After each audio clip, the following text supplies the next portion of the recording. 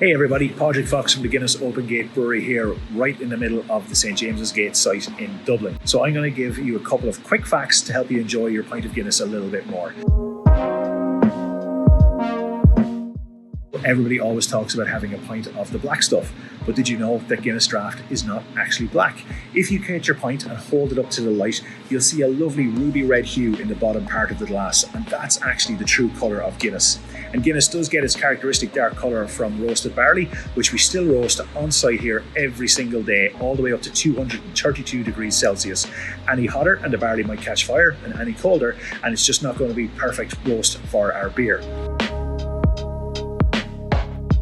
Guinness also has a very rich history of being paired with food, going all the way back to 1837, when Benjamin Disraeli, former British Prime Minister, declared the greatest day of his life after having supped on Guinness and oysters. Oysters are still a really great food to pair with your beer. The salty brininess of the oyster works in perfect tandem with those little more dry, roasty, earthy flavours of the beer.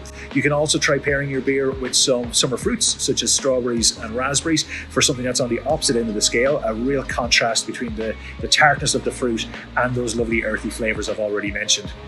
And of course, as a perfect dessert, you cannot go wrong with Guinness and a little bit of milk or dark chocolate. The lovely sweetness brings out a little bit more of that undertone of barley that we've got in the beer as well. It just brings it to the fore a little bit more. So a man called Michael Ash, who was a scientist working for us a number of years ago, in 1959 discovered that it was nitrogen is what makes that lovely creamy head on the top of our pints, because he was given a task to figure out why the beer in the UK didn't taste quite the same as it did here in Dublin. And he figured out that it's all down to nitrogen. We do the famous two-part pour as well. The first pour is all about that settle and surge and letting the gas in the beer find its place in the glass.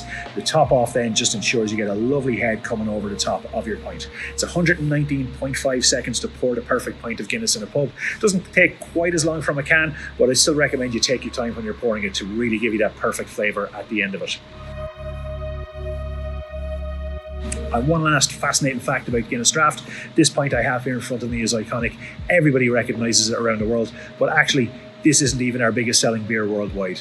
We create a beer called Guinness Foreign Extra Stout, which is mostly available in Africa and the Caribbean, but you'll still find it across Europe and the US as well. And that is actually our biggest selling beer worldwide. It's 7.5% ABV. It doesn't have the nitrogen head. It's got a lovely foamy, creamy golden head coming from the carbon dioxide.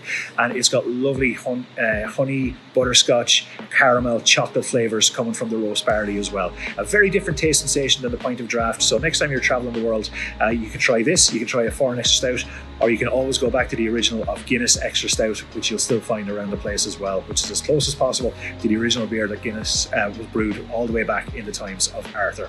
Hope you enjoyed a couple of these quick facts from Guinness, and I look forward to seeing you in the future when I can actually serve you a pint in person.